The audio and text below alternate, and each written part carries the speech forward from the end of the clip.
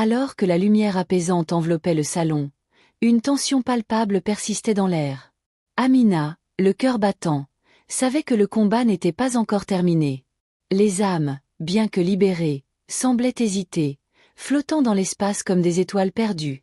Mami Wata, avec un regard brûlant de défi, s'approcha, ses pouvoirs sombres se resserrant autour d'Amina comme une étreinte mortelle. « Tu as osé défier le destin », murmura-t-elle, sa voix résonnant comme un grondement lointain. « Chaque acte a ses conséquences. Si tu veux vraiment sauver ces âmes, tu dois offrir quelque chose de précieux en retour. » Amina sentit une vague de désespoir l'envahir, mais elle se redressa. Elle savait qu'elle ne pouvait reculer. Les visages des clientes, encore présents dans son esprit, la motivaient. D'un geste résolu, Amina prit une profonde inspiration.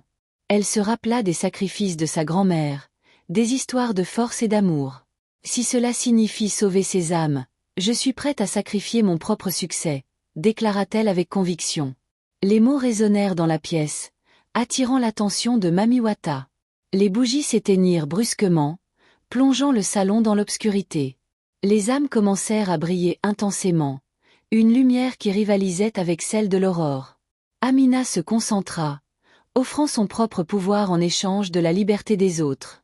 La douleur la traversa, mais elle tenait bon, une chaleur réconfortante l'enveloppant alors que les âmes commençaient à se rassembler autour d'elle. Dans un éclat de lumière aveuglant, les âmes fusionnèrent avec Amina, leur essence retrouvant sa liberté. Mami Wata, face à ce sacrifice, recula lentement, réalisant que l'amour et le courage étaient des forces plus puissantes que la magie noire. Amina avait choisi, et avec son choix, un nouvel espoir s'éveillait. À l'aube d'un nouveau jour, Amina se tenait à l'entrée du salon, le cœur léger.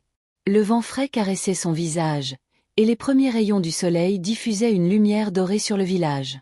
L'ombre de Mami Wata avait disparu, emportant avec elle les souffrances des âmes piégées.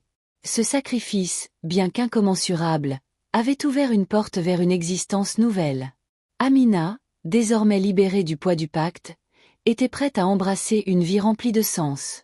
Les clientes revenaient, mais cette fois, leur visage rayonnait de joie. Elles ressentaient un lien authentique avec Amina, une connexion nourrie par son courage et son amour désintéressé. Elle n'était plus seulement la coiffeuse, mais une guide, une sœur, une confidente.